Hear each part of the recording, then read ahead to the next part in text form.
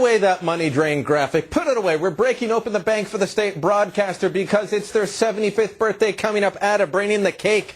We've got cake. Watch yourself. We don't want to light the set on fire. But 75th. Happy 75th CBC. Stephen Taylor from the National Citizens Coalition here to help me blow them out. 1, 2, 3. There.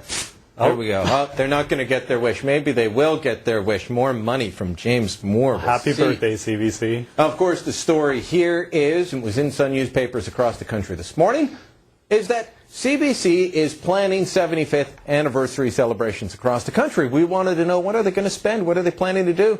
They told us, bupkis, get lost. We're not telling you. James Moore asked about it in Vancouver earlier today. Here's what he had to say.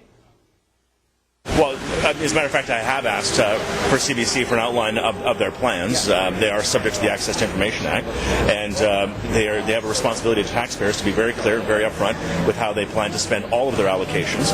That's the responsibility of a public broadcaster. It was our government who made the CBC accountable to Canadians through the Access to Information Act when we passed our Federal Accountability Act.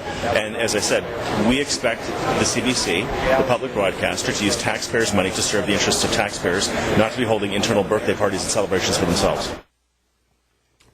This is a good patriotic cupcake. It's got the white inside and the red on top.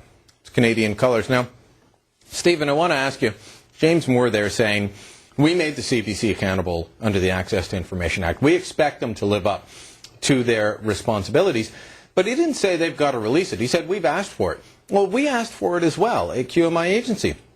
We asked for it and we were told no, that to release this information would be injurious to the economic interests of Canada. What do you say to that when you hear the government say, well, they've got to live up to it, and the CBC says, we'll take you to court if you ask for it again? Well, that's just icing on the cake for the CBC. I mean, $1.1 billion a year. They got a top-up from James Moore in the last budget of $60 million. The CBC is not accountable. They're not accountable to even an independent officer of Parliament. The Information Commissioner has asked the CBC to open their books, and just like when QMI asks, they say no to the Information Commissioner. And what do you get back from CBC? You got a little example here for us? Sure. I mean, this is what you would expect when protecting the national security interests of this country. But this is not what we'd expect. This kind of response is not what we'd expect when the CBC is trying to cover their butt.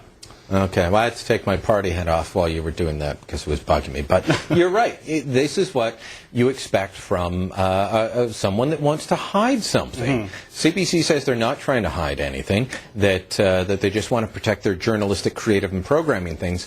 That's their normal excuse. This time, though, they were going much further in saying that it would be injurious to the economic interest of Canada. I love that one. They wouldn't accept that from another government department. Before we go, I want to ask you about another area where I think the government's wasting a bit of money, and that is our big metal pole sculpture. The big metal pole sculpture. The big metal pole sculpture, $1 million sculpture, and I believe we've got the visuals of that. Here it is. It's outside the National Gallery of Canada. Oh. And look at that. Steel pipe, stainless steel pipe going straight up into the air. And we spent $1 million to have the artist come up and install this. What do you make of that? Well, are they going to use that to kill the $8 million spider that's also living outside the art gallery? Because I really don't see how that has much value. And I mean, if the CBC wants to defend its economic action plan for itself and keeping, the money drain going at the CBC, this type of example is just, another one of those entitlement. Well, this is the National Gallery this time, not CBC, but still, $1 million for a steel pipe straw heading straight up in the air. I'm a bit shocked. It might mean something to somebody, but I think to the rest of us, it's just like, what gives? Yeah. Well, it's Voice of Fire 2, we'll call it. Have you seen Ezra's painting, though? Voice of Reason? I think that might be for sale in a little while. I think it does. I think it has merit. I think that Ezra. I mean, I've seen some of the offerings at the National Gallery. I think Ezra's piece would fit right in, and I think that it should fetch a pretty penny. A pretty penny. Well, we'll put it up for sale along with Tom Green's painting, but that's another story. I'm going to have some of this cupcake. Okay. Stephen Taylor, thank you. And you're going to want to stick around. We've got lots more. How many monkeys does it take to shoot a gun at a bunch of idiots? You'll want to stay tuned. We've got the answer. But next, Toronto. They segregate students by gender and whether they're menstruating. And did you know that only white people can be racist? We're going to be following up more on the school madness. This is Byline.